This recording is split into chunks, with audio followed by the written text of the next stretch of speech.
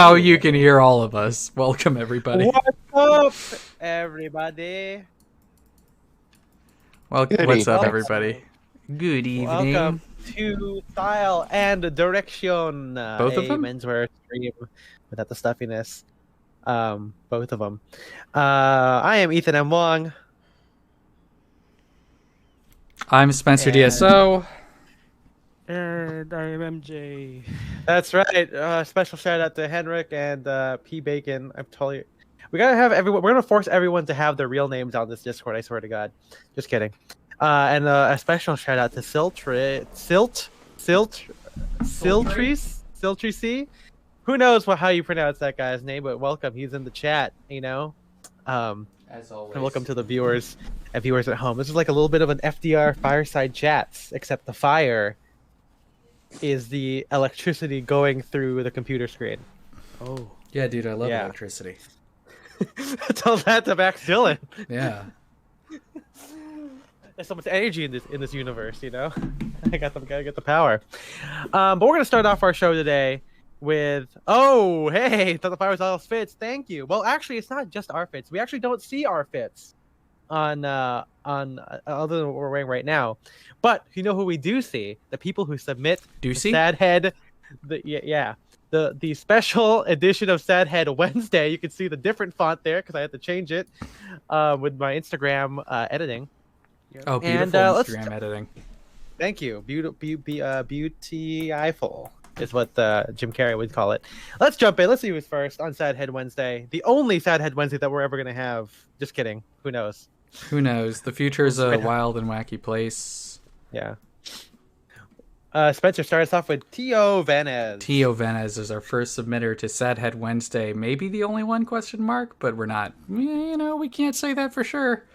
Anyway, here's what Tio's wearing. He's got a blue turtleneck. He's got a green sport coat. Very nice lapels on that. I like the patch pockets. Some gray trousers. And then who knows what pair of shoes he's wearing, except we know. He actually said, "Please don't say the Sharks thing." And you know, I didn't say it. Ethan did. I did. I'm a bully. Apparently, I'm the bully here, right? So You're that's the theme of the Rockstar's the bully. You are Rockstar's exactly. bully. Here's Philip. We got Philip Gregard here, rocking a fit that is on his body. You like that one? Yeah, I did like that. You Yeah. got the open road, the navy jacket, the what looks to be like a denim or a chambray shirt. Who knows? We can't see the button placket details, which is what tells you what type of shirt it is. The Braceland's diving rayon shirt, scarf, some Scott Fraser trousers, white socks, and then some penny loafers. Really good. Love it. You know, casual. Obviously, it's security guarding, but no security guard would wear this unless you're guarding a brick wall. A brick wall. Yeah, there you go. The brick wall mansion. It's a mansion. It's a mansion. Thank you, Philip. Okay, thank you for your mansion. Up next, we have Daniel. Oh, man, MJ, take Daniel. this. This one's so good. Yeah, he's got a really sick leather jacket that pairs well with the height, the length of his trousers. Yeah, look at that, man. With a nice it's like a thick turtleneck too. Chunko in black or navy, and then some nice boots. Rounding it all off. Very cool guy, cool guy fit altogether. Very cool guy. Yeah, MJ, this kind of reminds me of some fits. I mean, I always think of you whenever I see like olive trousers and boots, since you wear the Doc Martens a lot. Yeah. Now you just got to get a fucking leather jacket. I just need a good leather jacket like this one, right? Yeah, perfect. I mean, clearly, he had probably read the proportion essay, but he doesn't. I don't think he has to, because look at this thing, man. He knows it. Yeah. Short torso, long legs, dripping milk. Thank you, Daniel. Is he? Okay. Up next, we got Mr. Marky. Mr. Mark. Large. Hey, Spencer, next time you should say that to his face. I should.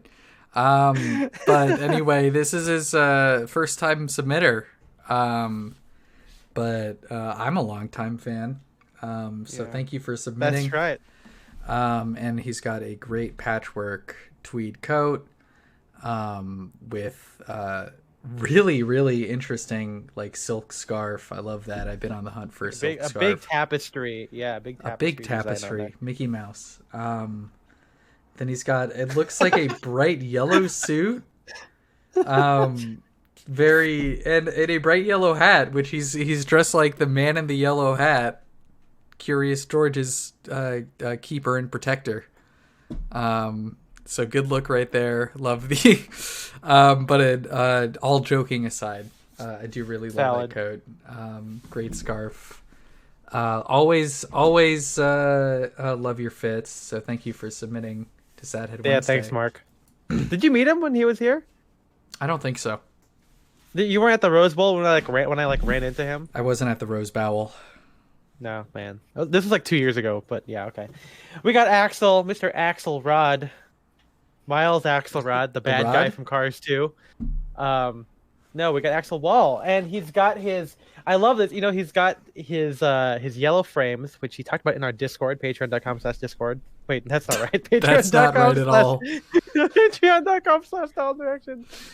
Does Discord have a Patreon? I guess if you want to give back, although I guess that's Nitro. Yeah. Chow indeed, Siltree. But yeah, he's got his take on Ivy, but of course the glasses kind of give it some like kind of 70s edge here. Yeah, really great fade on those jeans, white socks, paint loafers. It looks to be like a blue CBD and a solid knit tie. I mean, it's one of those one of those fits that we always talk about where like on paper it's like the basics or it's like a standard, jacket plus jeans plus penny loafers fit, but then the details give it an aesthetic, like a clear aesthetic. And I would say this is pointing toward the sunglasses essay, which will come out in, well, I guess not this year. Q2 of 2022. QT? So, QT Pie. Right. QT 3.14. Wait, hold on. P Bacon says Cars 2 makes Cars 3 look like Cars 1. Hey, that's I know what podcast. What podcast is that from? Blank check. That's right. That's right. There we go. Thank you. It's a good podcast. Anyway, up next we got Philip. We got Philip. The other Philip. The other one. Yeah, The white rocking meat. the punk rock hat. Feel like I haven't Where's seen the that in beef? a while. We have the beef. There you go. We have the meats. Can I just really quick, not to interrupt, Yeah. but I got to brag as a You do. recently grill pilled individual. I grilled up some pork chops tonight. Pork chop sandwiches. First attempt. You guys remember that? Perfect. Perfect. Okay. Perfect. Nice. Delicious. All by yourself? Yeah. When are we invited? Anytime. Who knows? Okay. Nice. Anyways, Philip's rocking the punk rock hat, navy blazer with jeans, and white socks, black loafers, and very cool like patterned purple gray tie. Like a medallion tie, yeah. Yeah, loving it, man. Loving the black loafers, especially because I mean, MJ, you got a nice sport coat now. You can do this whole thing. I could do this whole thing because I have. Well, I would need some higher rise jeans to go with it. I think that's your next step, right? Actually, MJ, I might have the solution for you, but that's a topic for another. There we go. And then all I need is some black loafers. There you go. Can't help with that one. Yeah, it's okay. Thank you, Philip. Man, lots of Discord representation so far. I mean, other than Mark Large, where hint. And I guess I spoke too soon because Mr. Arbach is not in the Discord either. But Arbach and his fits. I don't know what that means. Arbach and his fits indeed, and here's what he's wearing. Looks like a black leather jacket with some black Western pants. I'm saying Western, but they could just be 5-pocket with a crease. Some cowboy boots or Chelsea's with a silver belly and a cool medallion. But yeah, very, very slick. I like this a lot. I like I can't tell if that leather jacket is black or if it's a dark brown, But if it's black, then I like the pairing of a black leather jacket with brown leather shoes. Breaking some rules, but it looks good. Yeah, some like ox blood or like burgundy or color 8, who knows? Yeah. But anyway, cool stuff. The hat looks nice. Tell us if we're saying your name right, by the way, Arbach. I mean, I know we've there's only 4 letters. Okay, here's who's next. We got Chris Barant, aka Not So Green Waluigi. I love this, so this is great. I'm gonna call it now. This is going on the top of the month. I'm calling it right here. I mean, love the DB. Houndstooth is such a great, it feels so not 70s. It feels kind of like, I don't know what vibe this is exactly, but like a Houndstooth DB just looks really cool. Maybe kind of Esquire man, but of course wearing it with like, vibrant socks, bit loafers, kind of feels a little bit more 80s. And he's also got like looks to be like a jaunty scarf, turtleneck with a chain on it. And of course, the big old beaker, I guess. From Muppets? I don't know. Yeah, beaker? Yeah. Yeah.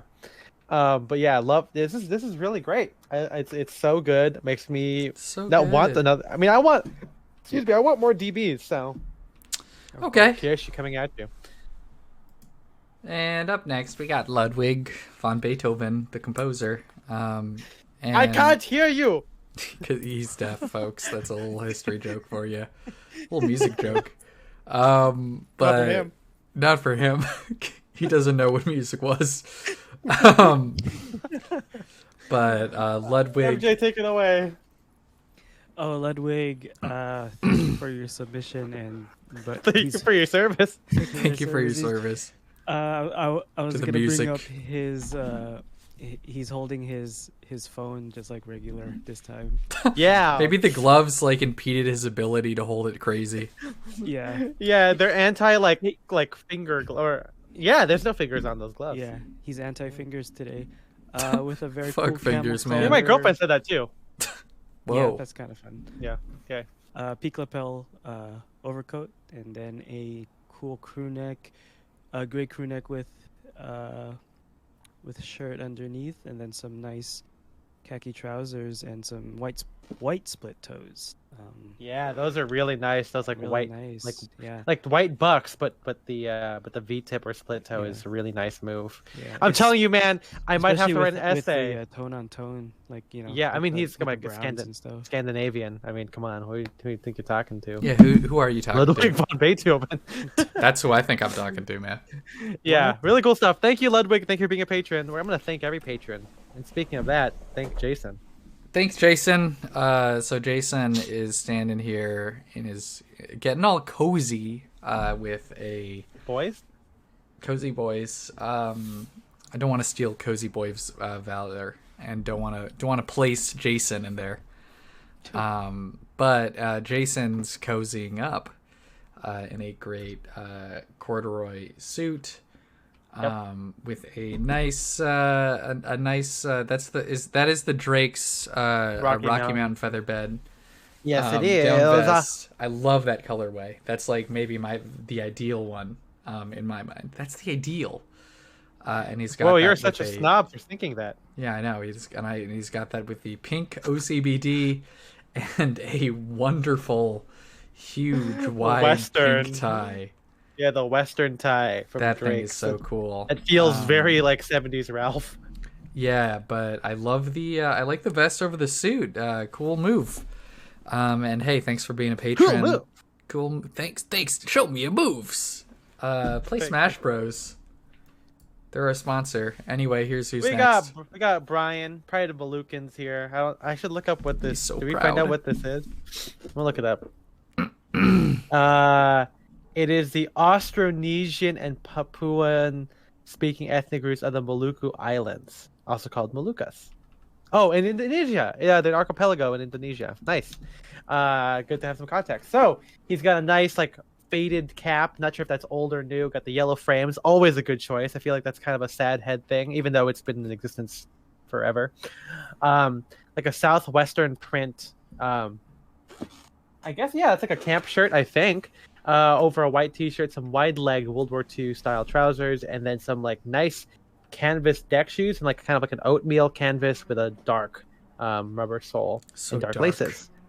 Yeah, dark ages before the dark times before the Empire. Yep, thank you. Thank you very much. I'm not caught up on the Boba Fett. Boba And Fett. up next, we got Zach, Newton Street Vintage. I'll take it because he sent me 2 outfits and then he's a dealer's choice. I'm like, you know what I'm picking? You know, I'm picking the brown check jacket and gray trousers. Yeah. But yeah, so he's got this with like a black Western shirt and some nice high-waisted gray trousers, a nice thin belt. I know Zach says he doesn't read the blog, so fuck you. But he doesn't. Again, he doesn't have to because he's got all of it right here, man. This is so good. It actually got me rethinking. I'm going to my friend's birthday dinner, and this is like, oh man, maybe I should do this. Maybe you should. But I don't know yet. Maybe I should do this for Clutch. You know what I'm saying? Clutch my pearls. Clutch Yeah, my very pearls cool right look. now. Got the I like the use of like all dark colors, especially with the kind of the matching like dark watch cap with a dark shirt. I think it's a nice move. Yeah, it's very nice. The fit so nice. I thank you twice. Thank you. Here's who's next. All right, MJ, take it. Stuff and things of Depeditor. Rocking the.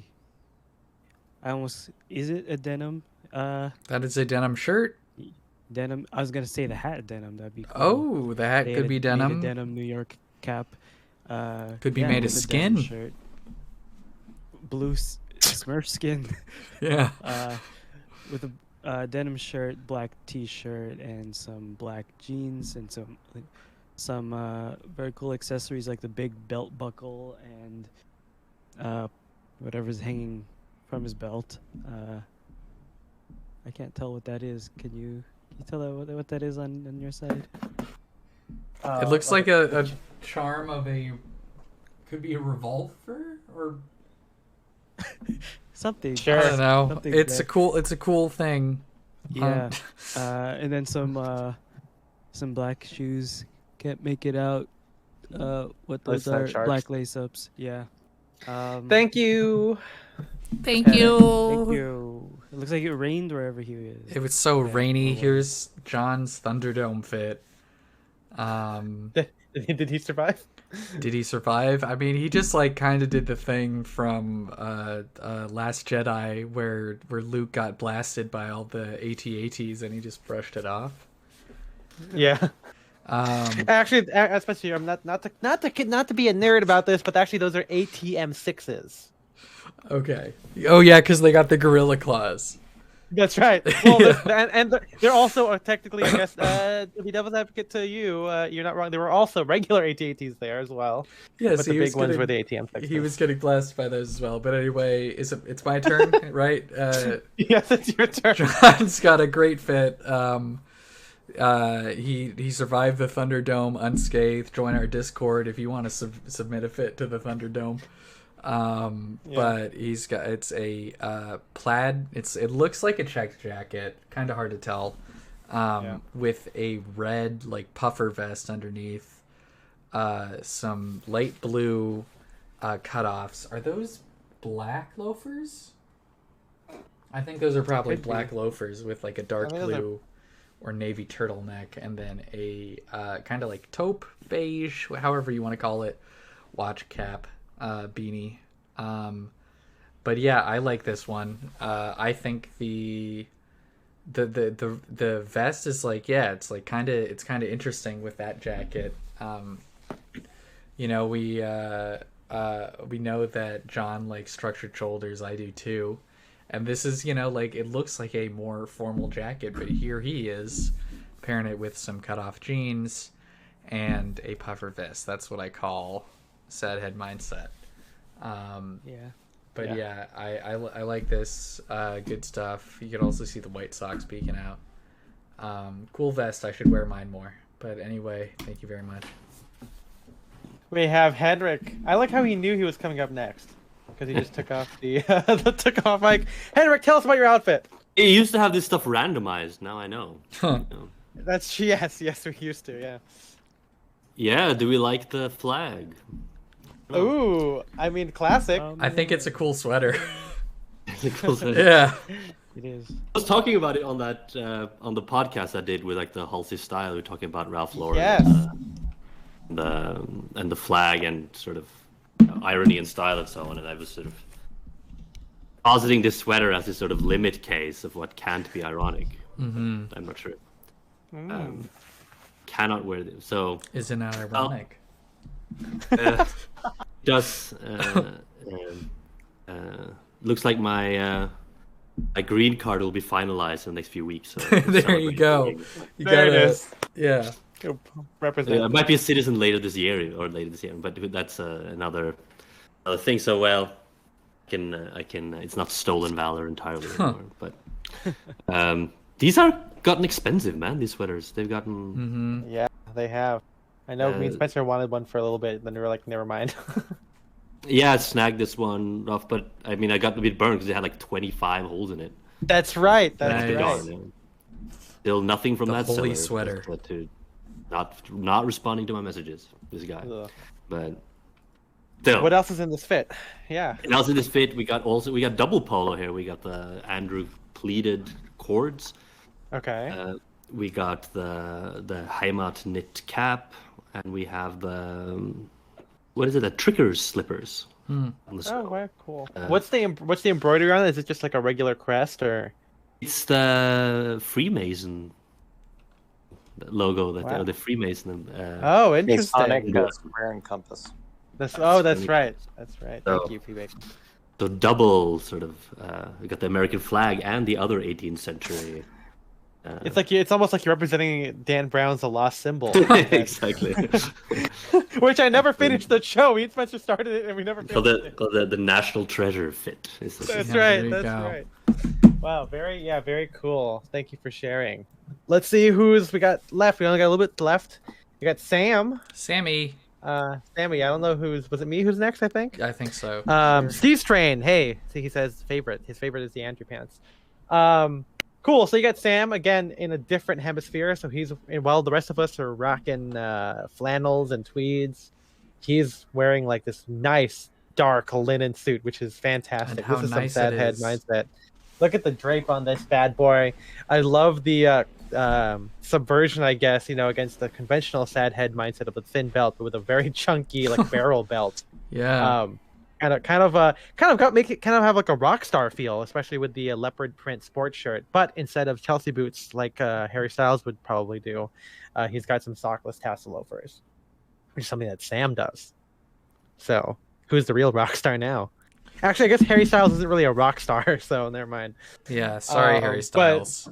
Yeah, go back to being Eros on the Eternals. He Thank you. Who's just next? did It's that. Dempsey. It's Dempsey Holloway. MJ, take Dempsey Holloway. Dempsey Holloway. I was about to call it a Lolo shirt. But I guess that doesn't apply to him because he's not Filipino. Not yet. You don't know that. We don't. Anyways, he's paired that with some nice earth tone trousers there, and then white socks and a dark brown burgundy loafer. Very cool. Yeah, I think that's one of the. That looks like a very Scott Fraser, right? Yeah. Oh, the one Simpson? wherever he is. Yeah. The Yeah. Simpsons. The Simpsons. Well, thank you, Dempsey. Thank you for your sunny outfit. Jim's Whims. First time submitter, Jim's Whims. Yeah, great name, by the way. I love that. And a really great fit to go along with it. So we have a nice navy heavy wool overcoat. Looks like it could be a raglan, but who knows? But it has nice big patch pockets. I like the like kind of duffel style throat latch on there. A nice floppy brown fedora with a denim jacket, trucker jacket, turtleneck, gray flannels, and some brown penny loafers. But yeah, cool stuff. I like good layering right here. Yeah. Thank you very much for your submission. Nice couch, chair, whatever that is. We got Connor, the Duke of SLC, wearing a barn coat, the LL Bean like fisherman sweater with some digital camo, so he's hiding from the techno terrorists out there. Chinos with the like I guess because they're not combat boots, but I guess like World War II style boots, I guess. And then some kind of the Cedar Rapids cap, right? Cedar Rapids, I think, is what we just, or it's his name, Connor Rickman. So Yeah. either one of those things. It's Connor. Very cool. Also- It's Also kind of be funny. to Colorado see. Rockies, maybe. Oh, Colorado Rockies. That's right, CR. But what I want to say is like it's funny that I give up my my barn coat, and now I'm seeing a lot of people wearing barn coats for some reason. So, but too bad. I am trend immune, not to the barber trend because I hopped on that. But yeah, thank you, Connor. And up last we have Mr. Free Grange, MJ. Finish it off, baby. Finish him. Very cool shirling collar, sort of aviator jacket here. Pairing that with a nice blue striped collared shirt, and some dark jeans, and some don't have the ID on those shoes, but very fitting, very like rugged overall shoe look. I mean, it's interesting, right? It looks like it's Yeah. got like suede, the kilty on it, then like the either crepe or like what's like that kind of like not crepe sole. What do you call that? So like the ripple sole, kind of. It looks like. Yeah, good chonk Yeah. to it, you know. Finish. Oh, it's Steve's. He can fly, Mom. Look at that. So Steve's train is Grange. Oh, there you go. There you Yeah. go. Well, thank you everyone for submitting That's your it. fits. Submit your fit. Remember, every Thursday, we're switching to Thursday streams now because Spencer has a new job, a new position. Very exciting. And so, if we didn't say it at the top, I'll say it now. Our new schedule is Monday for gaming and Thursday for menswear topics. It is just the fact that this Thursday was already blocked out a month ago for my friend's birthday, so this week we had to switch it to Wednesday. But it's okay because some of you guys were always here for gaming. Not always. We're always here. Yeah. Our least viewed day. Well, thank you to everyone who's here now, and we're going to be talking about taste. Now, for those of you who don't know, there is a podcast episode called A Mouthful of Taste.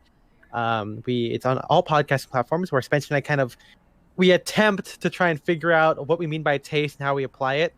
And as you can probably expect, it is full of opinions. And It's full of opinions. The thing. yeah, and as my girlfriend said, she could not follow what I'm saying. Because I keep going back and forth on my points, which is totally fair. Which is why you're supposed to try and read the essay that I wrote that also kind of goes in circles, but it's on a little bit of rest, and you can read both of those. And well, you can't read both of them. You can read one of them and listen to the other one. But that is what we're going to be discussing today. Hopefully, I know normally we do this, 7 days after the podcast goes out, but again, we're unfortunately only able to do this 3 days after. But hopefully, you guys watching at home. Feel free to leave your comments in the Twitch chat. We've got some people in our Discord here as well. Hopefully, it's enough time for you guys to talk about it. So, yeah, I know it's kind of a big nebulous thing. It's like I think it's one of the most nebulous thing we've ever talked about. Right? I think Rule of Cool was one of them, Spencer, Mhm.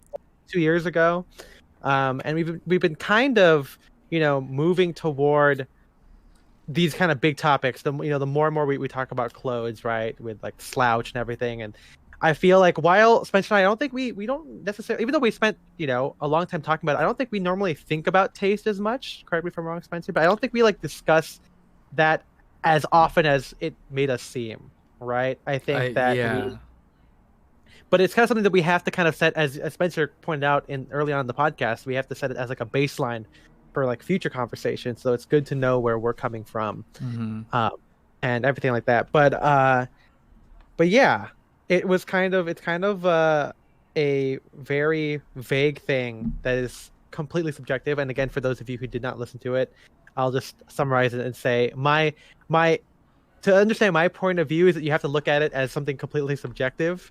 And if you don't have that opinion, it's going to be kind of hard to follow what I like or what I take from like a taste point of view. I know that is kind of something that is not shared by everybody, especially not in Discord, especially not in some of the comments.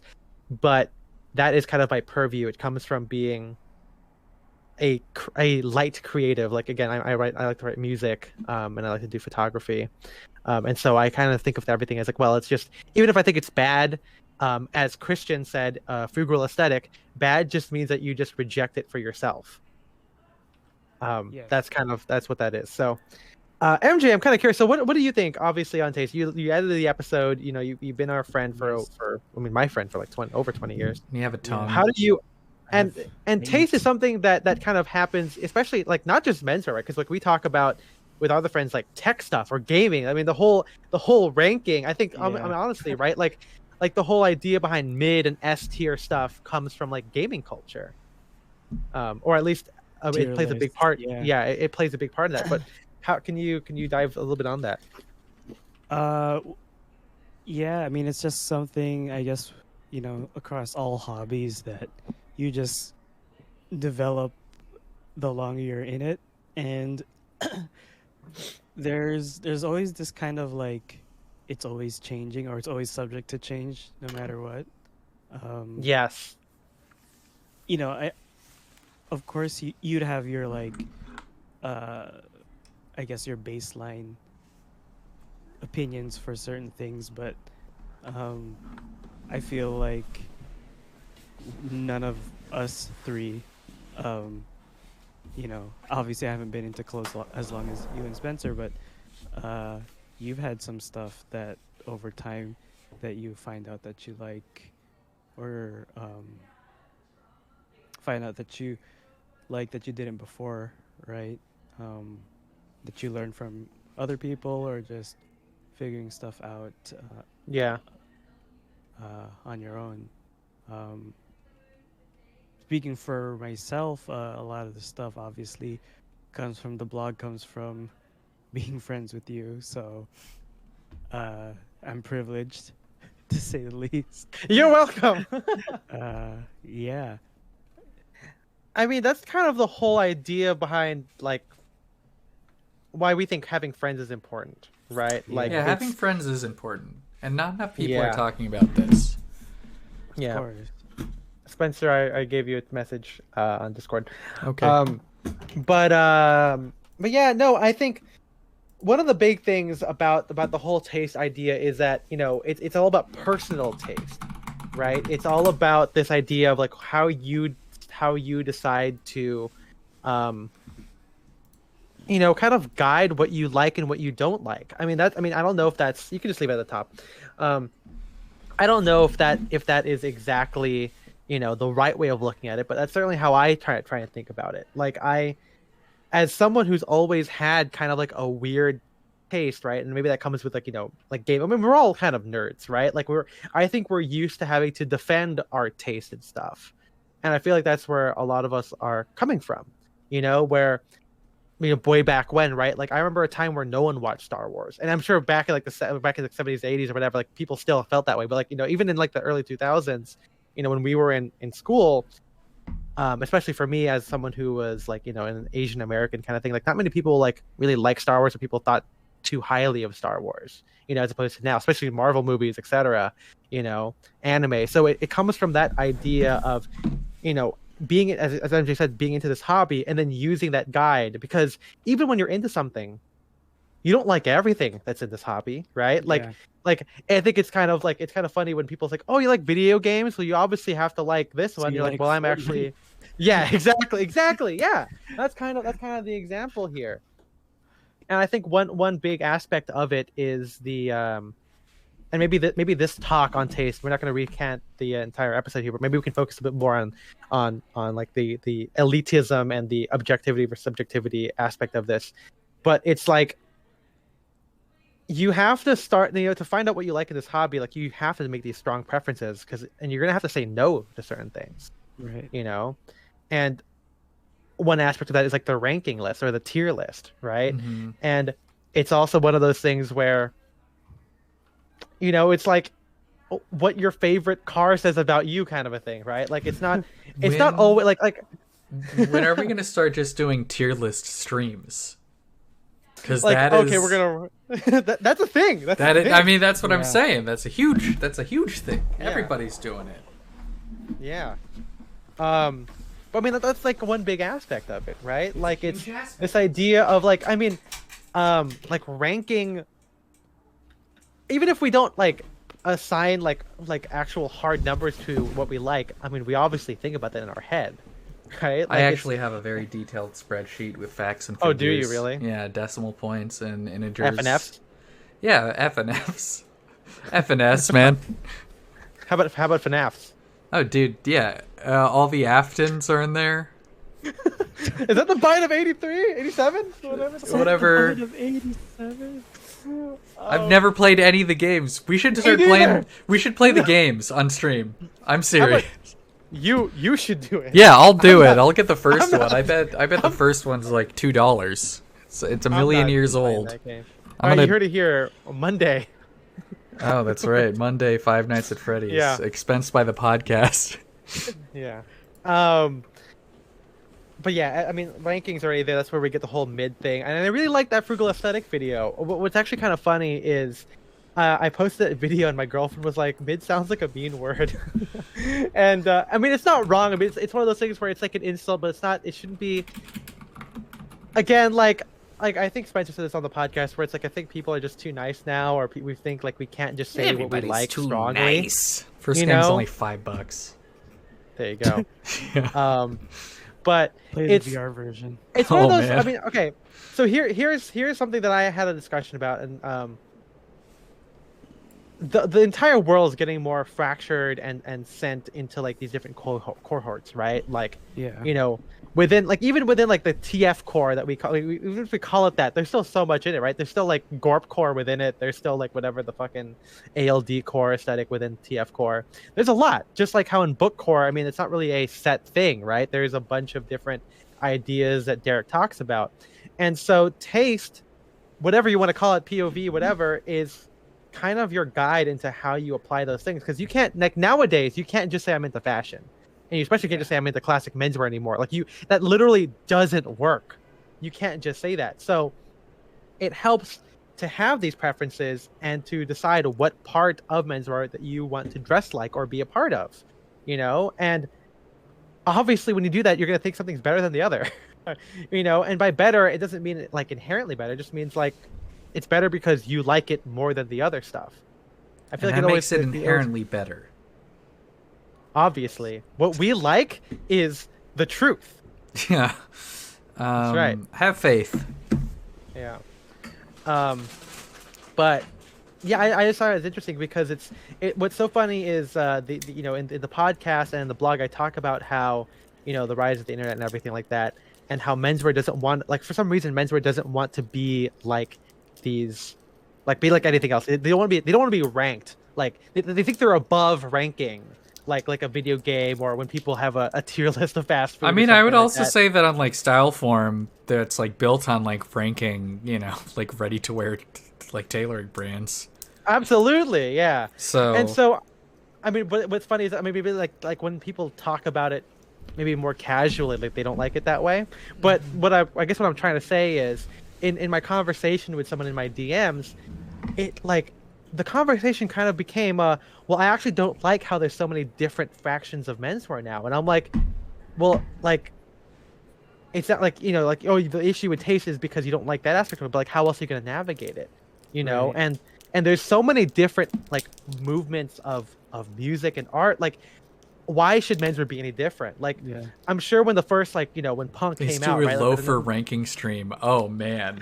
Oh, We gotta do man. that. Yeah. Low for Dude, that would be tears. good. That would be a good one. That's some real, yeah. Join us Oh, next. we should do hey, it. join We us should do next it week. by, we should do Actually. it by Yeah. maker, like Alden's tier list. Oh wait, we could do a thing where we rank like every brand shoes. Yeah, Like- because like- I mean, you like, can set up the thing just to Yeah. have a bunch of brands, and then we'll just pull up examples and we'll place them. No, well, I meant like even being more gritty. Like, what's the, like, if you were to buy a shoe from Alden, which one's the best one from Alden? You know what I mean? Like, as opposed Okay. to, I thought we were Because- I mean, 'cause not I mean- ranking, not comparing brands, but comparing shoes within the brand. I mean, we could do that too. It's both. It's always both. But I think they're what I thought both was- going to take at least 2 hours each. So Yeah, but what I did think was that it's funny that there's this resistance to this idea, like, oh well, I don't like to be reduced to being dark academia or being reduced to being urban cowboy or whatever, and I'm like, it seems to stem from an idea that men's rights should be above all that, and also, what's wrong with embracing that? You know, Yeah. I feel like there's an idea like, why can't you just stand by your taste? Not like putting it above other people, but in a way that you're proud of. And I don't think that I mean, I guess if being proud of something is because you're placing the importance of it personally on top of it, you know. Yeah. I'm just trying to be as diplomatic as possible to my detractors out there. But I think that, you know, there's this idea like I don't like when we were talking about mid in the Discord, I think I was like, I have mid outfits. Like I think I definitely have some outfits that I don't think are like, oh, super Esquire man or super Bryson. Sometimes I just wear like, you know, a button up, and sometimes it might be like a Bryson inspired fit or an Ivy fit, but it still feels like mid to me. You know what I mean? Like it's not like, it's just normal. It's regular, which is totally fine. Maybe even forgettable because I just wore it, and again, when I stop wearing it, it leaves my mind forever because it's done. they But say a fit I think- dies 2 times. The first time and the second time when it leaves your Instagram feed That's right. for the last time. Yeah. But yeah, I just thought it was interesting. Like, you know, people don't want to be owned up to something. Like I can think about like the whole J. Crew thing, where I feel like the amount of defense that J. Crew gets, and again, we're not entirely anti J. Crew. I literally buy my T-shirts from there. Like, it's not. I just don't like their suits. But what was I saying? What were you saying? The J. Crew thing. The fact that people defend it so much is that people, I think, are aware of J. Crew's status within like the fashion world or within like the popular lexicon of the world. You know, like people have like made J. Crew jokes since like the catalog was around. You know, like that's been a thing. There is context and brand attributions that happen with anything, with Drake's, the Armory, whatever. And I feel like wanting to separate that is kind of dumb. And I feel like people should either embrace it or be just aware of it. You know, it's like, yeah, if you shop at J. Crew, you probably shop at the mall, which is fine, but that comes with its own connotation. Just like shopping at the Armory probably means you make a lot of money. Like the new Armory watch is $29,000. That's a car. For those of you who don't drive, It's actually a watch. you can drive the watch. That's what makes it so expensive. Yeah. But yeah, that's kind of my point, where it's like, you know, it can go both ways too. But I feel like just embrace it. Like who wears Brycelands other than Ethan Newton and Kenji? Like it's like, or like who wears, to be more fair, who wears Fred Castleberry? Because I haven't seen anybody wear Fred Castleberry lately. Which I'm sure there is, but it's like, you know, it's like all of these things have connections to them, and I feel like taste also kind of applies. So. Yeah. Any thoughts on that? And of course the chat too, if you guys have thoughts on Damn it. Feel free thoughts to on do that. I mean, yeah, I still think that you and I have slightly different ways of defining just the word taste, I guess, Yeah. And how it's applied. and how it's applied. But yeah, I guess just a quick Recap of your own yeah, position. quick recap. I think the way I see taste is, I think everyone kind of has, you know, innate taste that can be developed. There are people with just more developed taste than others, or better developed taste. But the way you see it is that taste is the thing that you can only have good taste. You can only have well-developed taste. Because it has to be well-developed for you to have taste. I wouldn't say that. I would say everyone's taste should be well developed, but that doesn't make it good. Okay. Like, I think that when you have taste, you should be aware of everything that goes into it. That's the point of it. And so, whether or not, how you apply it is how it becomes good or bad.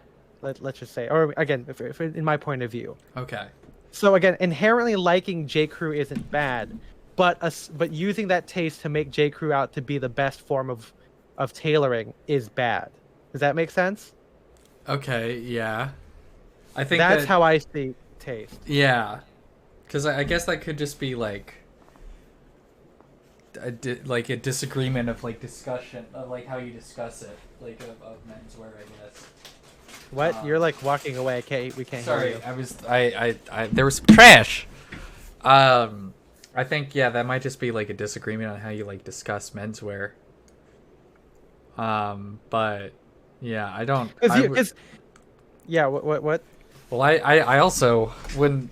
Yeah, I think. I know. I think that like, if you do have kind of like, well, because I think that in order to develop your taste, you have to kind of have like experience, and it doesn't necessarily have to be firsthand. You just have to have like, I don't know, like a knowledge. You have to have an understanding of like different styles. And so I think someone with well-developed taste will tend to be more open-minded with fashion. Maybe they will only wear like a certain thing, but I don't think someone with well-developed taste would say that only one brand is like the pinnacle of like, of anything. Because they would understand that some people could go for like, would want to go for different styles that have different POVs, however you want to call it. And so there's not one brand that can do all of that. Yeah, I agree with that. Yeah. Wait, what are you disagreeing with me with? No, I don't. I'm just making another point now. Oh yeah. Yeah. Well, yeah. I guess I mean, because the way you make it seem, if I get it right, because it's like if you can develop it, so well-developed taste is the end goal. Okay. So. It's the end game. Guess Thanos it's is the there. End game. I guess that's something I agree with too. Again. So, I guess we don't. I mean, again, whenever I talk about it, I feel like it sounds like we have different points of view, but I feel like I don't see it. Maybe it's just again the way we're discussing it, because, like, I don't know. Like again, I think like you said, like taste is something that I guess well-developed taste makes you able to differentiate between everything else and have an open mind. I guess, which is true. So do you think people can have good and bad taste? Yeah, I do. Okay. I think there's a lot of people that have bad taste. But it's it's like did we make the Ratatouille comparison in the episode? I think I did. I don't know if I put it in there, but I think the differentiation there is I don't think anyone has good or bad taste, but I think the things that they like can be bad. Which I guess if you want to extrapolate that, maybe that's the thing. Maybe that's exactly what it is. Yeah. So if they have good taste but everything they like is bad, then don't they have bad taste? Well, I guess taste. I guess so. Yeah, I guess you're right. Yeah. Because it's like, to me again, taste is more. I guess it's more of the vehicle you use to arrive at your decision, and so I think that you can be valid in your thought process. Like you can like if you decide to eat McDonald's, you can be like, okay, well I still need to eat. I want to make sure it tastes good, right? Like I think those are valid things to include again in taste. But the result is the wrong. I mean, again, I can't imagine that's not a bad decision because I still like eating McDonald's. So it's not. I guess it's not a good example there. But it's one of those things where I don't know. I guess you're right. Yeah, because it's like if you were concerned with eating a really great meal that hits a lot of the boxes, then you would have to have a lot of different criteria, which would mean your taste is developed. There is more nuance to your taste. And then that would lead you to have a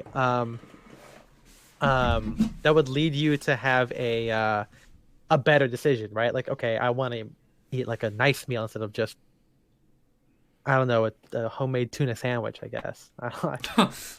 And I feel like I eat that too, so I feel like yeah, I don't know. It's funny. It's one of these things where people try and like make this like weird dichotomy thing where I think it's better, but it's like I feel like I do that. You know what I mean? Like originally when I was writing that paragraph about like the whole, I didn't use Fellini because I actually couldn't think of a good word, a good director. I could have used I don't know, fucking Fincher or something.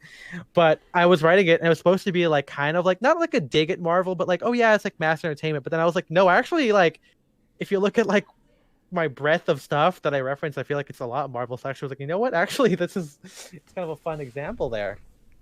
But yeah, I don't know. Henrik, what are your thoughts on taste and everything else? No, I think we did. It's important to keep this sort of little grounded. There's a lot of things to say Sure. about taste. Yeah, Obviously, absolutely. There's been a lot written on it But I was involved in that we J. Crew like discussion. half remembered when But recording the I think that episode. I was involved in that J. Crew discussion. I gotta admit, I did not understand why people cared so much or got so upset. Yeah. Right. When I also don't. when I said that J. Crew low sucks, for many reasons, and one of them is perhaps maybe one thing is like this forceful expression of preferences has kind of disappeared from our cultural landscape very much. That used to be a much bigger part. This sort of unapologetic expression of preference at cost and making no compromises. Basically, never add the caveat that it's okay to like other stuff. Like, no, this is the best thing of this one, and this is exactly how it is. And the focus there was to have the sort of richest expression of your taste possible, not necessarily to defend or mitigate the emotional reactions or whatever of someone who doesn't.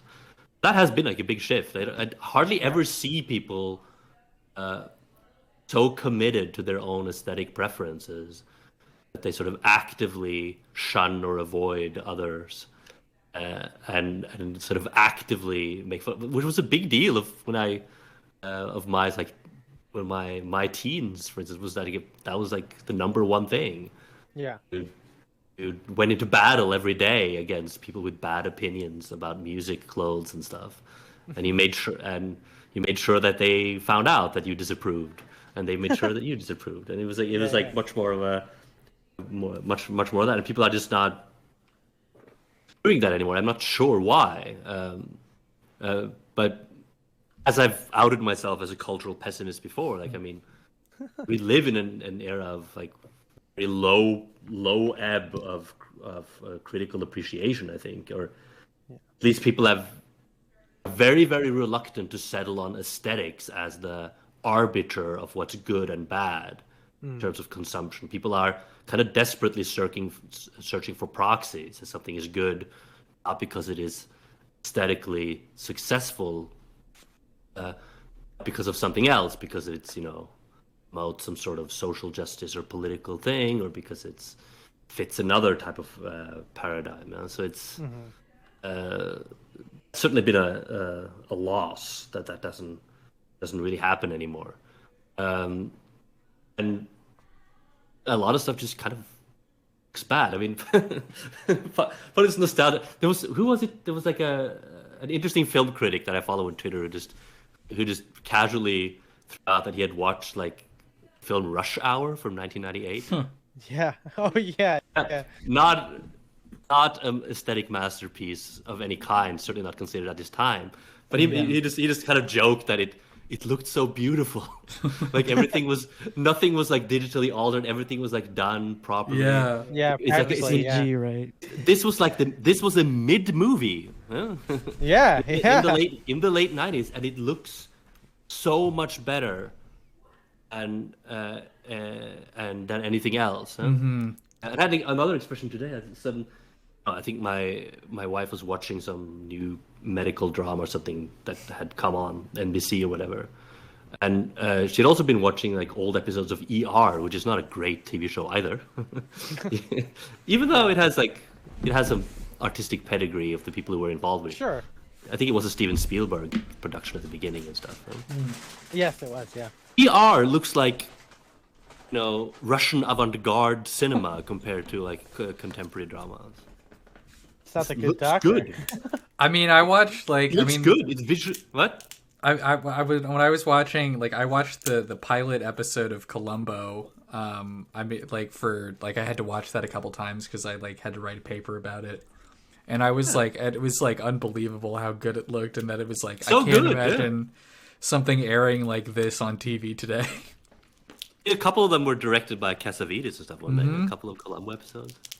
Yeah. It's done with like an expensive drama at the time. It's done so well. Yeah. And nothing is made with that type of attention. Not really. And it's like kind of a taboo to point that out, that we sort of are knee deep in this sort of cultural sewer at the moment. We don't seem to get out of. It's very, very odd. I mean, there are people who are involved in the film industry, like the Scorseses or David Lynch's of this world, who sort of very clearly articulate that this is an impoverishment and it should be called that. We are content with very little in terms of aesthetic discernment, and not that I consider that a fact, but renders us kind of incapable of having the type of conversations about more ordinary things, or maybe less important things like clothing. It renders us kind of less literate when it comes to, or less tolerant, basically, of the possibilities of criticism. Just not really allowed anymore. It immediately becomes an adversarial thing, not something that can expand the conversation. Because you kind of see this. You kind of see this sometimes, like in conversations with movies online, where like if a director has like a really, I don't know, like kind of singular or like developed style, people get really sometimes people get really mad at it. Like, they're like, oh, it's so fucking pretentious. It's like, oh, he's just doing the same thing, they always do, or whatever. It's like that's called having an aesthetic style.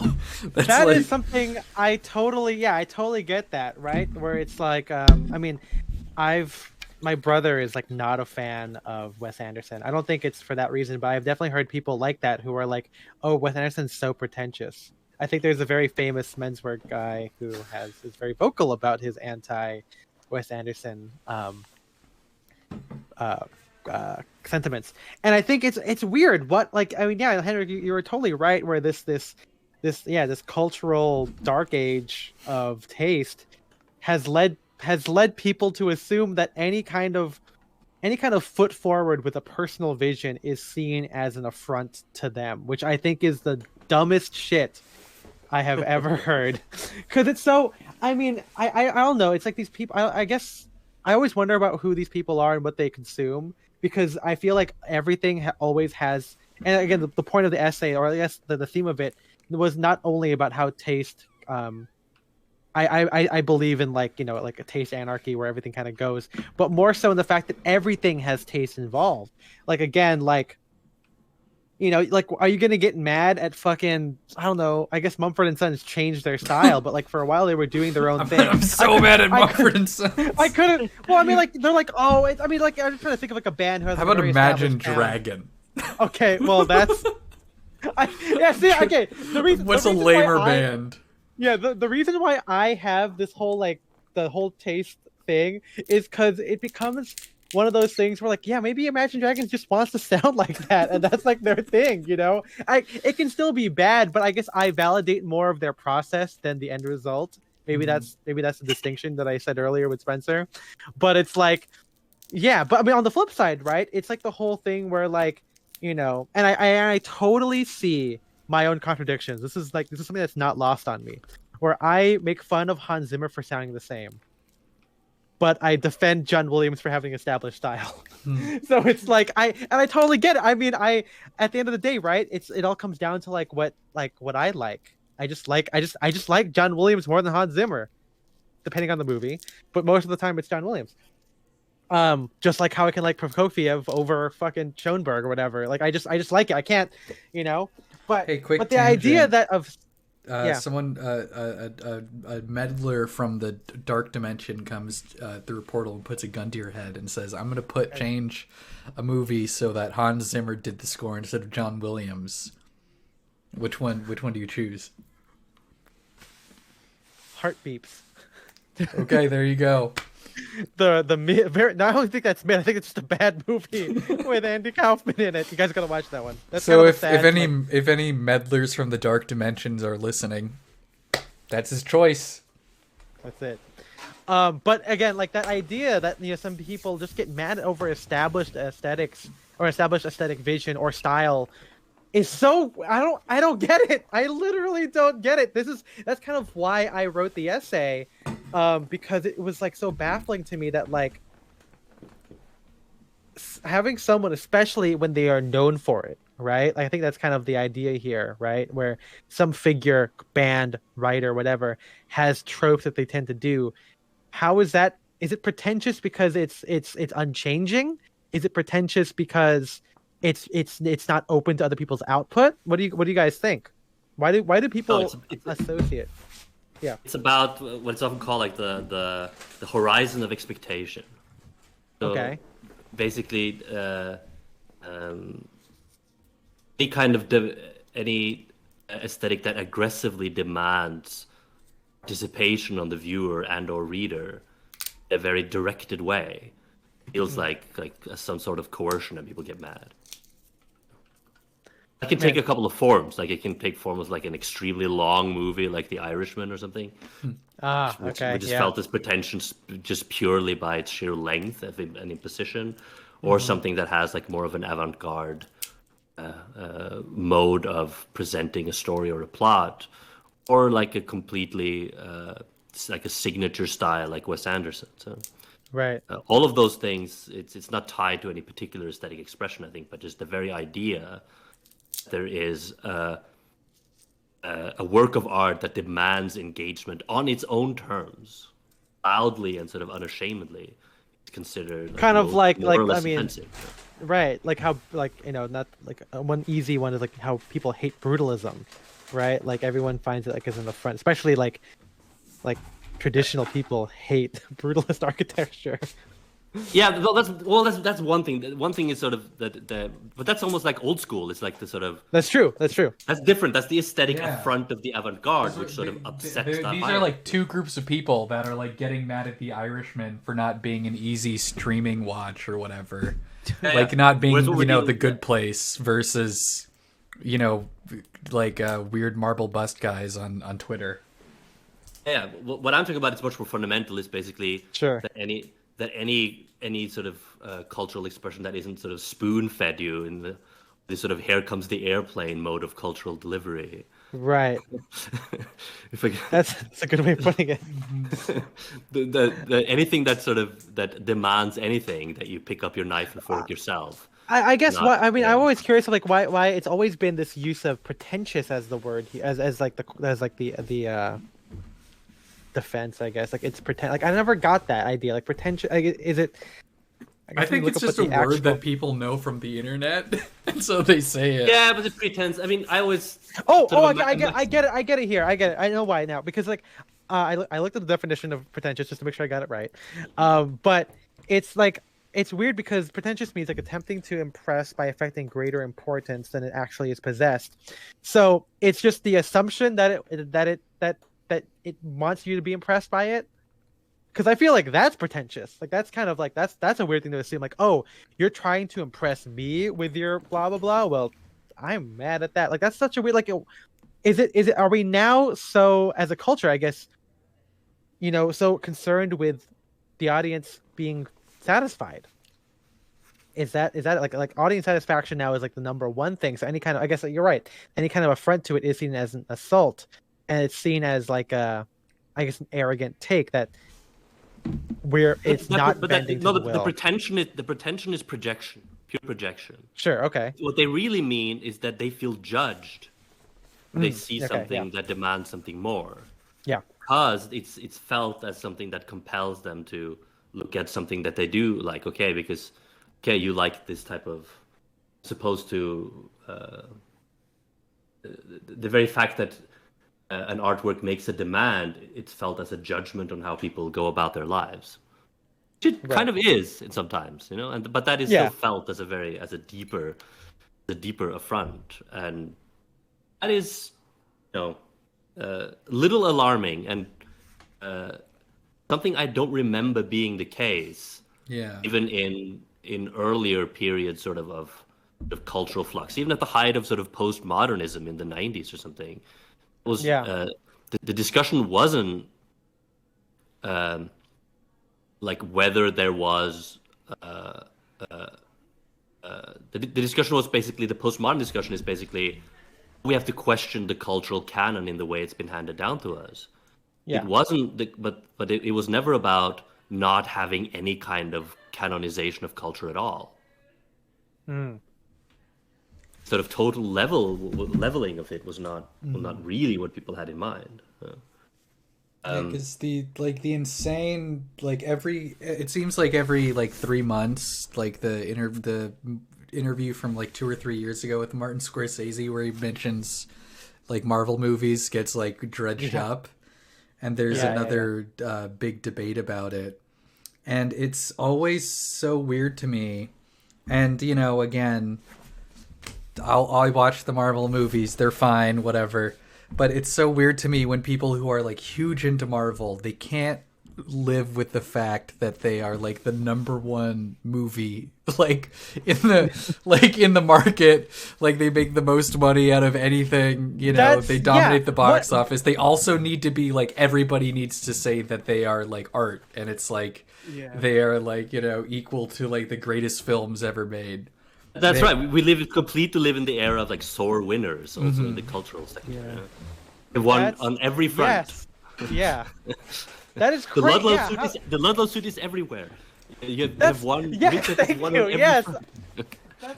What are you talking The prince about? wears it. The print, yeah. You literally. How are you? I can't say that like it's for lesser people when literal British royalty are the people who are photographed all over the world wearing this fucking thing. You know, like God forbid that a random Filipino dude happened to like a wider lapel and say Prince Harry's suit sucks. It's like, okay, yeah. The era of star winners. That is such a great way of putting it. I feel like. Yeah, the Marvel thing was also weird to me. Although, like, again, like, I can understand when I first read it. Right, it was kind of the same thing. Like, oh well, I mean, I guess Marvel movies aren't that bad. But then, I guess the more toxic and bad Marvel became, at least the fandom does. And of course, how they're, you know, Spider-Man is currently in the theaters, and I almost missed Macbeth because of Spider-Man, you know, or whatever. It's like. Yeah, Marvel fucking wins, dude. I know the big stuff always win, and I think it's odd because what I think though is that it really does put a spin on like what I guess in my point of view of taste, where like how you're supposed to decide where you want to go, because you know at first taste was kind of like this, at least to me, this idea of picking and choosing and finding that, especially in a niche hobby where it's not open to the public, where you know like it's not like an action movie, like there's a bunch of action movies you can just pick whatever. It's like, okay, like where do you want to spend your time and resources at? But now it's weird to just have just have a kind of like a monoculture, where the monoculture doesn't recognize how prolific it is, or it doesn't want. I mean, or maybe not doesn't recognize it. It wants everyone to recognize it, and that, I mean, it's like almost like cultural evil or something. I don't know. It is in a way because it is. Personally, that's why. Yes, yeah. Henrik, what were you saying too? Just like it's like a projection of sort of the own misery of this type of aesthetic situation, because Marvel fans are in a way kind of miserable. Not in sort of their. I mean, they have like I think they have a kind of even then have sort of a keen appreciation that something is missing. Like, at least they recognize it. Yes, yeah. Part of why they're mad is because they suspect that someone somewhere else might be having fun or something that they're excluded from in that sense, and therefore that must be sort of. Surely there's no other way of enjoying something than the way you enjoy things you enjoy. Right. So that idea there, it sounds kind of like why they perceive taste to be kind of gatekeeping, because it's like they're having fun, other people are having fun in a way that's not their way, and therefore they are left out of it, which sounds, I guess it sounds like gatekeeping, but again, to me, it just seems like a difference in preferences. Like it's not like Spencer and I can have fun at a bar, and one of us could be talking, one of us could be quiet. I don't have to be like, Spencer's being quiet. he should be talking like I am right now, being the conversation. I don't know. If it's like a weird way to demand this from other people. I would say it's like reverse gatekeeping. I would say it's like a cultural enforcement of. It's projection. Projection, is the term. Is the term for it. But I mean that they're not entirely wrong in the sense that there is like at least some minimal aesthetic preference, and I do say that some tastes are better than others. I have no problem saying that. I am a snob. I'm not an elitist. I think there's an important difference. Oh yeah. Okay. Why don't you define that for us? I think that snobbery in terms of like relentless pursuit of distinction or sort of critical of discernment. Okay.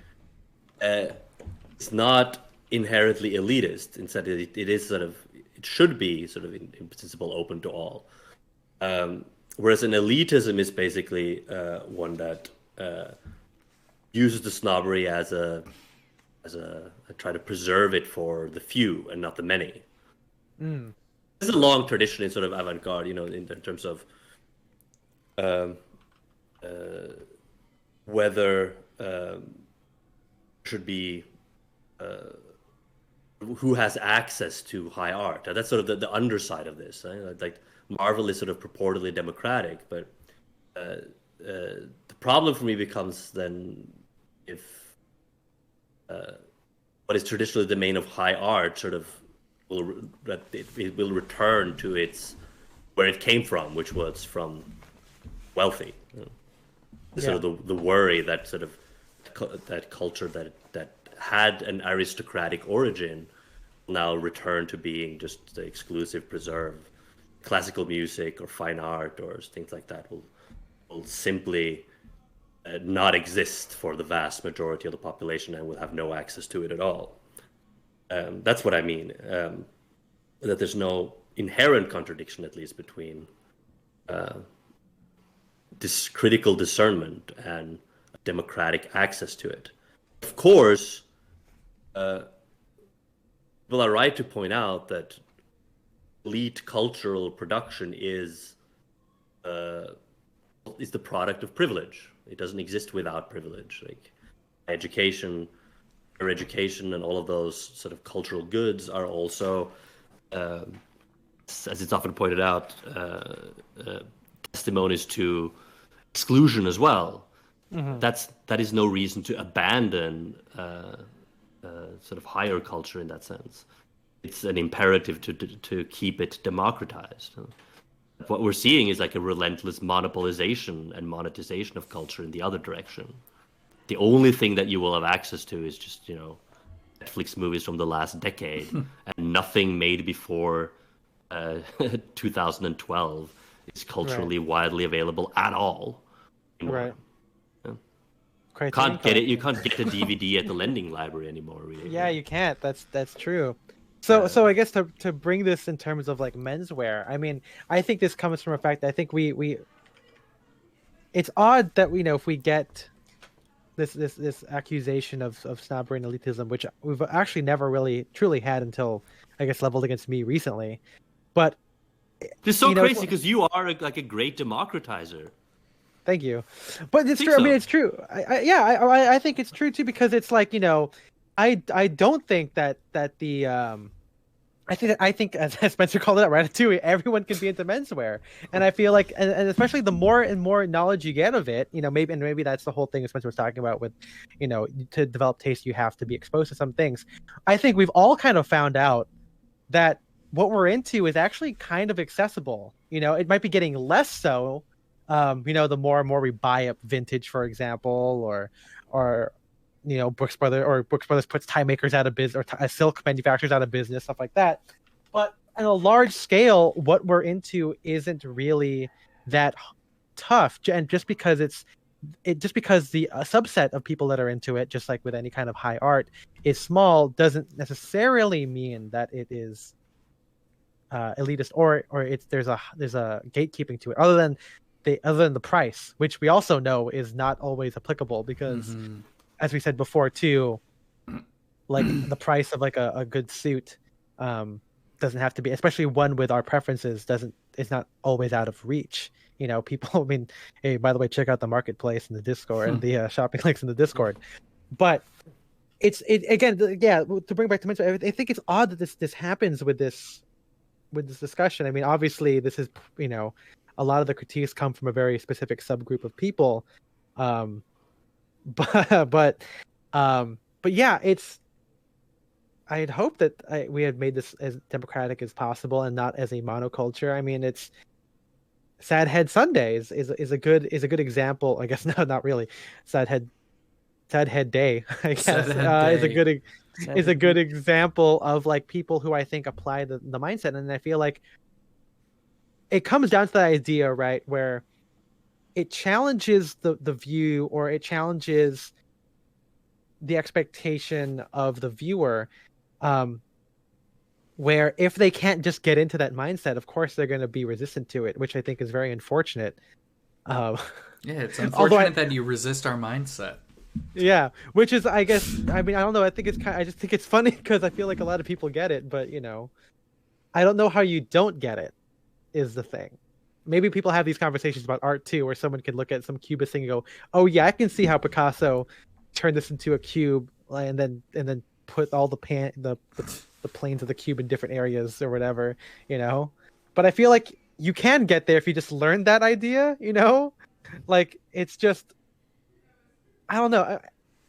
I don't know exactly where I'm going with this, but I feel like this whole thing, any kind of like, not even high culture, but any kind of niche culture can be acquired and just by sheer experience and open-mindedness, you know? I do know.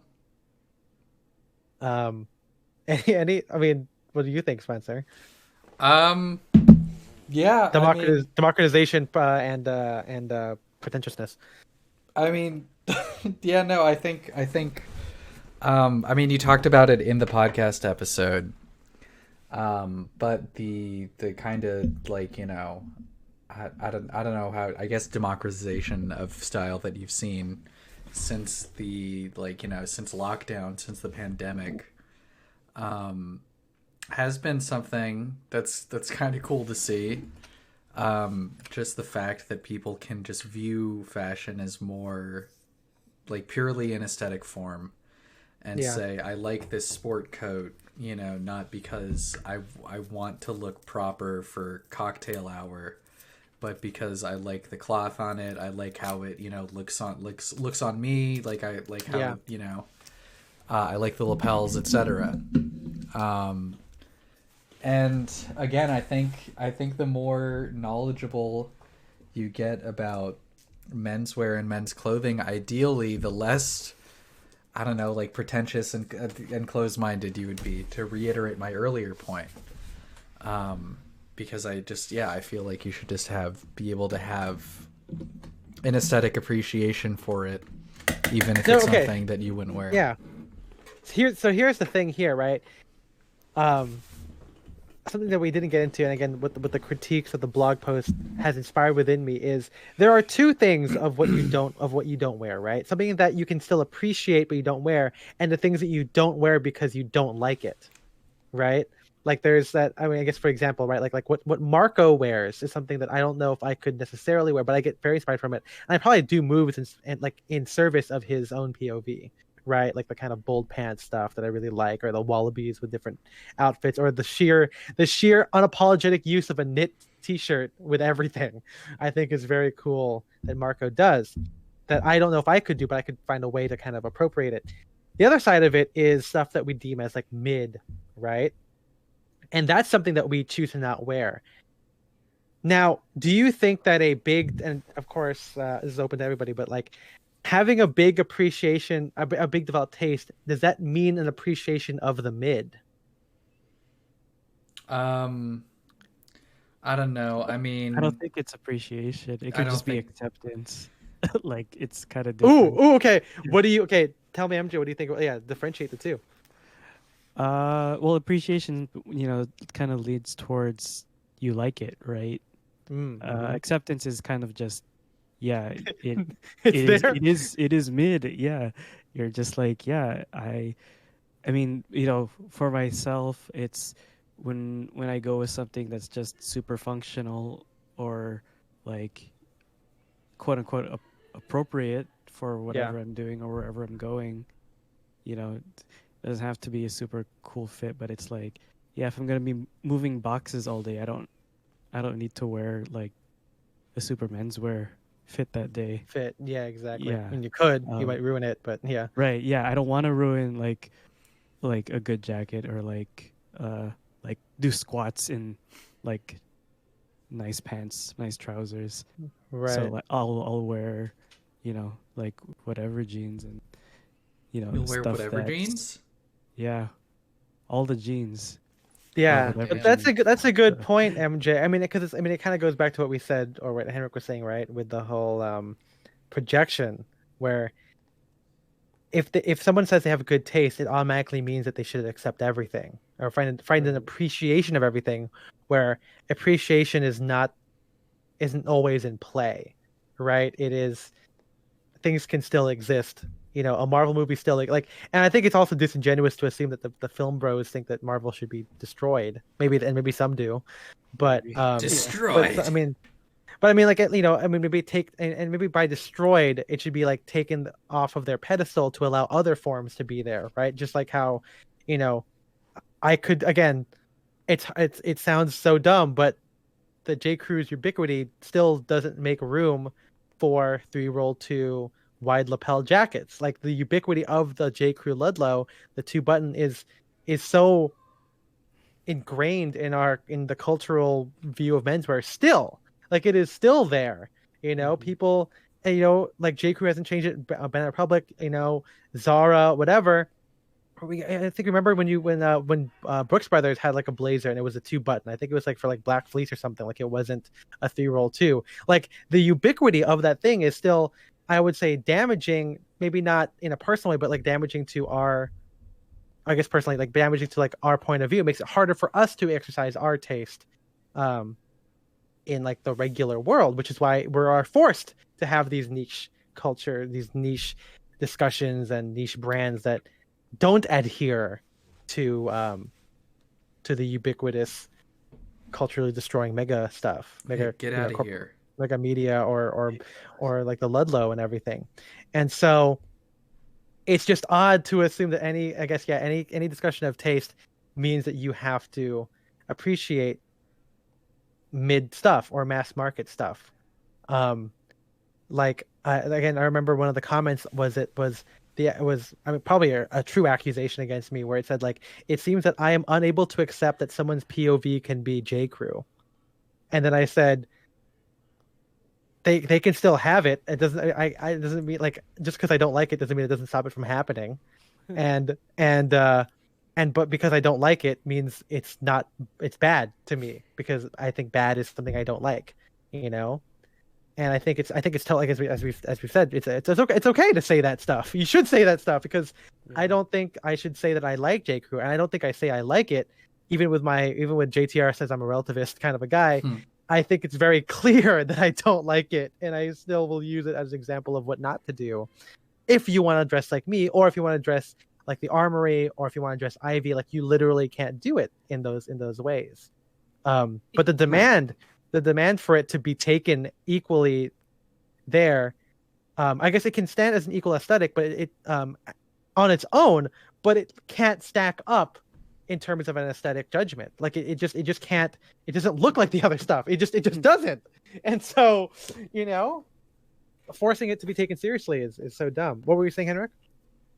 That was like almost like flipping. It's like it is maybe possible for J. Crew to be a POV.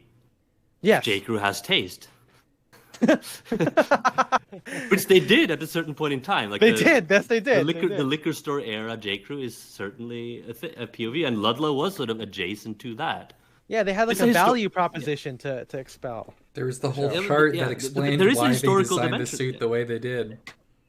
There is a historical dimension to it. I mean, there is, in 2010 or 2012 or whatever, that J. Crew POV was definitely something that did broaden a lot of people's horizons. That's the other point I was trying to make in that ill-fated discussion the about the Ludlow suit that time was about that. I feel like Ludlow in 2010 perhaps opened a conversation, and Ludlow in 2020 does not.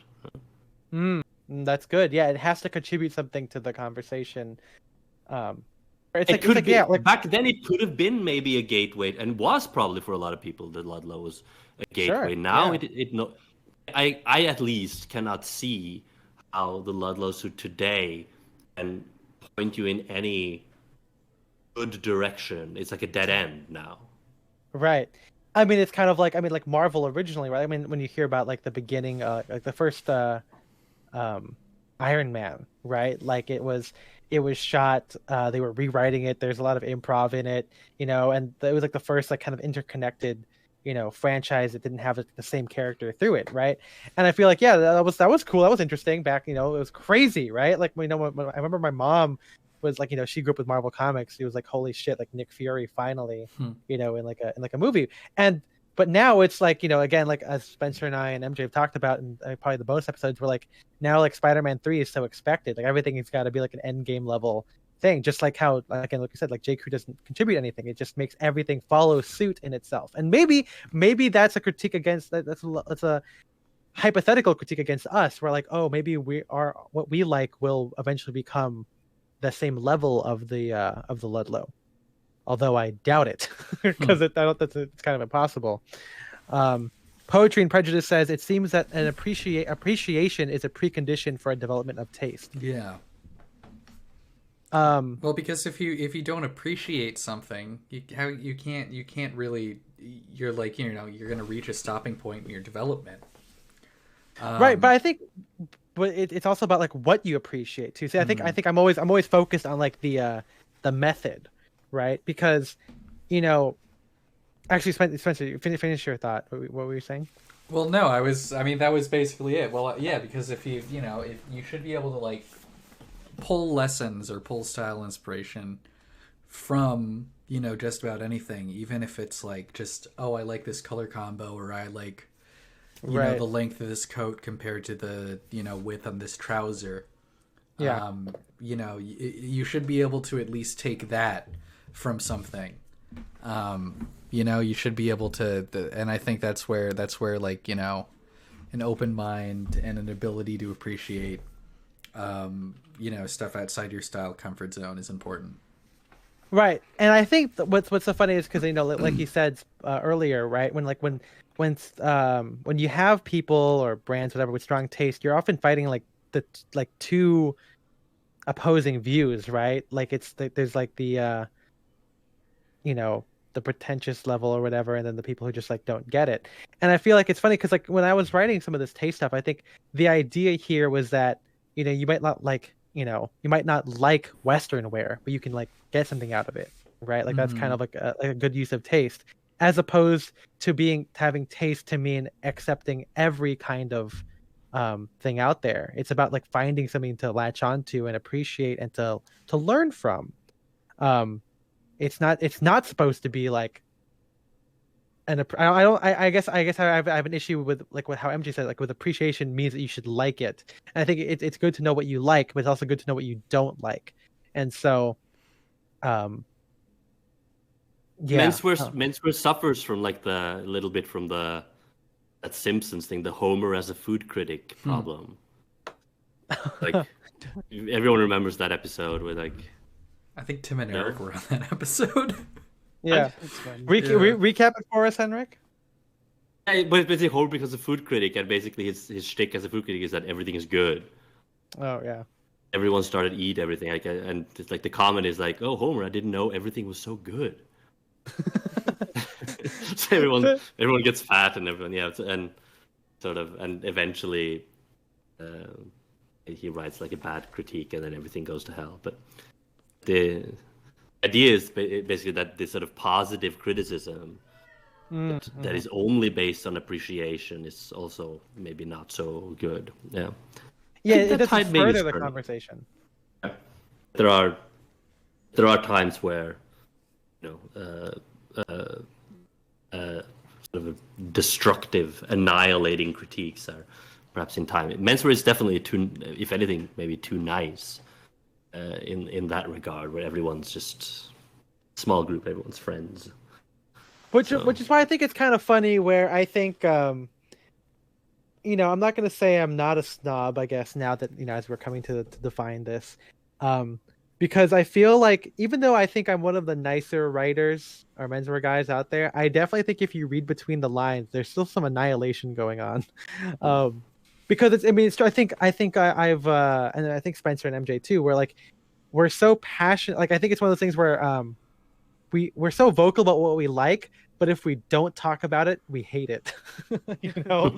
I think it's kind of like the whole idea. I think like whenever I would take pictures of people, and back in college, I would always I would ask someone they like, hey, can I take your picture? But if someone were to ask me for it, or if I didn't take a picture at their event, like they would, like you just assume I didn't like what you were wearing, or just didn't, And I think getting mad at that is kind of similar, right? Where it's like, oh, wait, how come you're not taking my picture? And it's like, I just didn't like it. Like, I'm not like, I don't know, fucking sue me. And it's not. And the thing is, I can understand it if we are pausing ourselves. Just like if I was an event photographer, like if I was hired to take pictures of just what was happening, of course I would take pictures of like everyone there. But if it's for me, I don't have to do that. So therefore I have the power to discern of what I like and what I don't like. And I feel like, again, like it just, if this whole thing is dumbed down to that kind of idea, it's like, dude, don't ask to get your photo taken. That's not cool. Like, don't do that. It's like don't ask to be on the podcast, or whatever. Like, I think it's so. I don't know where people. First of all, I don't know where people get the balls to do that. Like, I could never, like I remember like me and Spencer before, like for Dapper Day, like we'd want to get our picture taken, like, oh, I want to be canonized, right? And I think that kind of ingrained for us, like, okay, we gotta make sure we look cool and kind of appeal to the taste of the photographer, but also like we don't want to like posture ourselves for it, And at the end of the day, it ended up becoming like they would take it of us with like they would come up to us later on. But the early days of being a try-hard didn't work, and maybe that's like a rule of cool and play or something there, but it's like, I don't know, like true like artistic expression, if it's good, it should just exist, don't get mad at it for existing. What did Poetry Prejudice say here? How can you develop a unique taste without appreciating and distinguishing it from the taste of others? Yes. Oh, here's something. The culinary taste is just subjective. This food tastes bad. I know Kiyoshi's here. I want to get to him in a second, but here's something that maybe is a hot topic. Is at the store? Yeah. Can taste be unique? Do you think there's a unique taste? And I mean, yeah, I think so. I think someone can have I think someone can have unique taste, and that would just, I don't know, be someone with a good unique style. Yeah, I guess Marco, right? Yeah, It's someone who would like, picks out and combines things that other people wouldn't think of. Do you think that, okay, so I guess maybe phrase this way, do you think the more, not saying that we're going to be ubiquitous anytime soon, but like the more we do this thing, right? And it kind of calls back to what All just asked us like a year ago about how people, like, do you want people to dress like us? Do you think at a certain point our taste will not be unique? I don't know. Is it a bad thing? I mean, I still don't think I don't think my taste is gonna. I don't think my style is gonna become widespread. I'm not super worried about that. And that's not the first time you've said something similar to that too, right? Yeah, I mean, same, right? Because I feel like I think we said it in the episode where it's like, if you want to actually look good, don't dress like us. Like, that's not what we do. Kiyoshi, what are your thoughts on taste? Jump in, baby. Yeah, so my generic thought on taste is that it's better to be skeptical about your own taste on things than it is to be overconfident. Okay. And I kind of feel like it's more helpful because that involves you asking more people to kind of like check yourself. You know, if you're like a self-proclaimed, saying, we'll go back to the obvious, non-mentor things like movie guy, like, oh, I think I have really great taste in movies, and then you tell people like your favorite, one of your top 10 films is Encino Man. It's kind of like, well, okay, like you're going to make a really interesting intellectual argument, or you have horrible taste. I mean, Paul Thomas Anderson has kind of like weird, like shitty movie taste. I don't know if Encino Man is his favorite movie, but he's had similar weird takes like that. So But and maybe he's got his reasons, right? Maybe it's like examples of what he finds it so compellingly bad that he knows he just should not make a movie like that. There you go. But yeah, that's just kind of my first instinct when it comes to taste is, not just what I think of it, which is of course important if you're going to buy something and wear it, but also like, who else do you trust that you think has good taste? And I think it's important to find people who don't have the same taste as you, would have different taste and a perspective of their own that is maybe a bit more advanced or contrary to your own in any specific area, right? Like with food, right? So it's very easy to say, oh, I have my things I like and I enjoy. But if you know someone who has a more discerning palate or can kind of like deconstruct why a dish did or did not work and make you think about it more critically, that only helps you going forward. So I think one of the most important things about developing taste, and I think a lot of people would just prefer to think that, well, I've done the research and I'm right. Or I follow all the rules and I'm right. Or I've spent a lot of money and I'm right. Or I've gotten a lot of likes on Instagram, so I'm right. So yeah, the metrics for it. Right. Yeah. And they take like a certain feedback-based approach that is measurable. Yeah. But I don't think taste is measurable. I think it's very instinctual. Yeah. I definitely agree with you. Because I was gonna say, like the movie guy. I feel like maybe that's what people assume from everybody, right? Anyone who has a strong taste, is trying to be movie guy. Like, come to me for your recommendations. Come to me for your advice.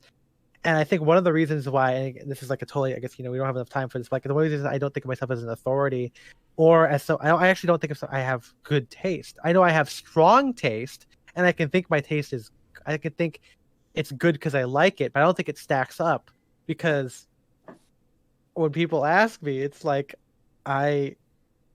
all I can say is it 3-rolled 2 and does it have a wide lapel? Like I can't tell you anything other than that, right? And maybe there are just other reasons there. Like I think people have said like, oh yeah, well there's proportional harmony. And these are all like things that I recognize, but I feel like it comes with a lot of the comments or the concepts that we've come up with are kind of like a byproduct of how strong me and Spencer's taste is, right? Like it's not that we thought button pocket harmony was like the end all be all for jackets. It's just that we noticed that we just liked it, and or at least I did, and it has defined my entire sport coat closet, And so I don't consider that to be a form of good taste. I just assume it as something of strong taste. I don't think it's like measurable. Like you said, because I think that the rationale I have for it is paper thin at best. Yeah. And I think when someone has good taste, it's something that other people recognize. It's not something that you yourself can proclaim about yourself. No, I don't agree. I don't agree with this. Okay, well, feel free. I think Henrik was going to disagree. All right, Henrik, let's hear it. Like, I'm welcome to be wrong. This is seeking a challenging opinion. Go for it. I would love your reasoning on that. This could be like an age thing a little bit as well. Maybe maybe I'll make like a maturity argument here of some sort. Maybe that having a strong taste or a forceful expression of taste does not preclude humility in terms of how you go about your own encounters with things. I do think there is something that's been trained over many years. Like I think I have superb taste. It's so good. But I've worked on this for decades, in the sense that Sure. clothing is like just a surface phenomenon of all the other stuff I've heard. But that doesn't really matter in the sense that I'm not eager to become an authority and dispense advice. But it's just I know now after these many years that if something in my own experience of an artwork crosses a certain threshold, I know it's good.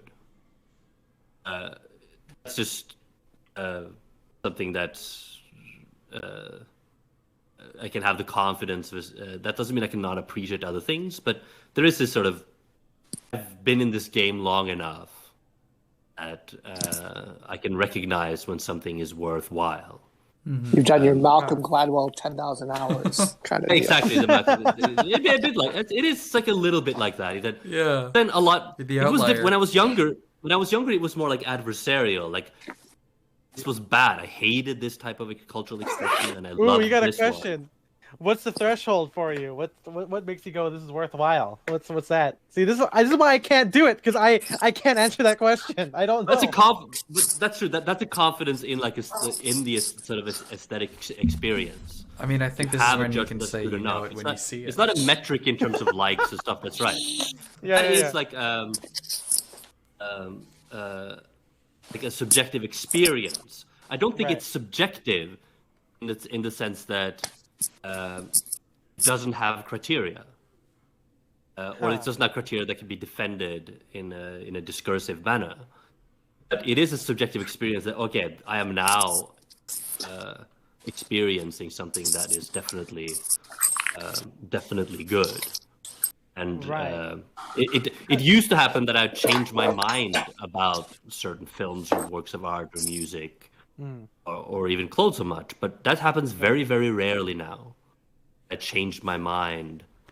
It can be deepened or expanded, but not like completely reversed. Like I used to hate this one thing and now I like it. That doesn't really happen as much. But you also block out a lot more when you work on it. What I think is funny is that, I think whenever this has happened, because I've had these kind of arguments with people over the years, obviously, and what I think is funny is that these people tend to look at very different qualities of how my style has changed. For example, I've always been anti-standing collar, and that hasn't changed in the 6 years I've been doing this. I feel like that's a strong thing that doesn't change. I feel like I never hated berets, but then I started wearing them because I liked them. I developed the appreciation for it, but it didn't come from a place of, I guess, taste where I just didn't like that thing. I can think of I still don't think I will ever wear a Harrington jacket, for example, or Barracuda G9. I feel like I just don't. There's just nothing about it that's appealing to me, and that hasn't changed in the 6 years. And maybe to the point where Spencer says, it's when you see it, maybe you have to see a lot of things for you to know what you like it. Therefore, it'll register in your mind. But I think we're echoing on Kiyoshi's thing. I turned off the TV. Sorry, I walked into my living room. Yeah. But yeah, it's hard to think about things of thresholds and everything like that. And maybe that's why it's good to have you on here, because again, maybe my definitions of subjectivity just define as if I can't find some rationale for it, or I can't think that deeply on it, maybe it is subjective. But clearly there are criteria that I have for it. I guess to go back, I definitely have criteria for what I find subjectively good or bad. But now you discovered basically kind of the wellspring of modern aesthetics lies right there. Mm-hmm. The 18th century French aesthetics coined that term of the je ne sais quoi. Right. Yeah. I don't know what. That's a kind of a joke now, but it was kind of serious in the 18th century, where it was felt that what you cannot express, that little extra, the X factor of something, or that magical threshold separates good from bad. Which is why it's so funny, because it's like I never used to believe in like the X Factor, not in like a scientific way, but it's always because I've been able to find out why I liked it, and maybe it took a while, right? Like, but I mean, I guess, and I wouldn't even say that it's like button pocket harmony, because that's more of like a descriptor rather than like an actual factor in what we like. But like like I spend time with talk all the time. We're like, whenever we see, or an MJ too, like whenever we see like a 30s lapel, and we're like, damn, that's so hot. Like I can't even just say that it's like, oh, it's just a lower gorge. It has a lower gorge. Like the lapels are blunted. It happens to have blunted lapels, but like, yeah, there is that whole, as the deeper we dig, the more we're just like, man, that this looks fucking cool, and I love it. I think I've said before that it's like, I'm obviously much more open to, I wear a lot more like, I guess like modern tailoring, or have a greater appreciation for it, but still nothing beats the feeling of like vintage fabrics for me. Still, like, there's nothing that's I don't know. Well, I mean, it's funny to see like how the taste expands, right? Mm-hmm. Like even in the image in front of us, right? The picture of me. What's up? But like the modern moves, I guess, would be like the whole turtleneck under a sweater vest, which has happened before, but it's kind of like it's having a moment, right? And then the wallabies, the tan wallabies with the suit, and it's like, yeah, you could see like this is very fashion, like a very Ethan trying to be, I don't know, fashiony with this. I don't know what aesthetic.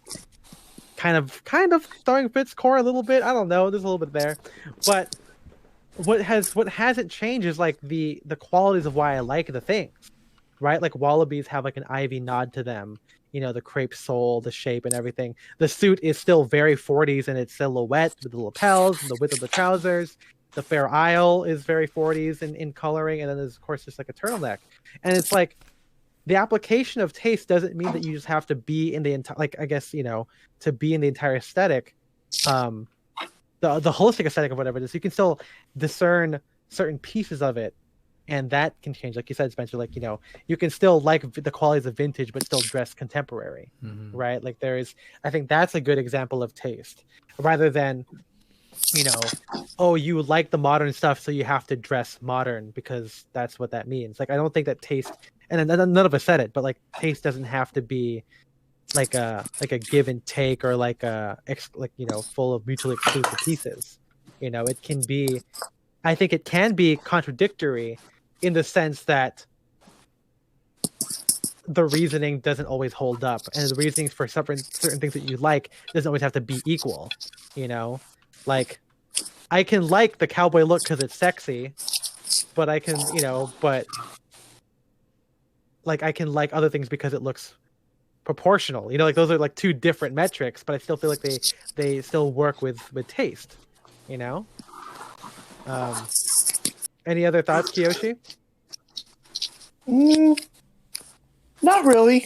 I mean, the part of the point of the je ne sais quoi, right? Yeah, was that it was a break in the history of aesthetics, precisely from a rule-based approach to art to something that was more open. So the moment of the X factor of the je ne sais quoi, sort of when the systematic unity of the system of art sort of breaks down. It's the beginning of sort of the modern era.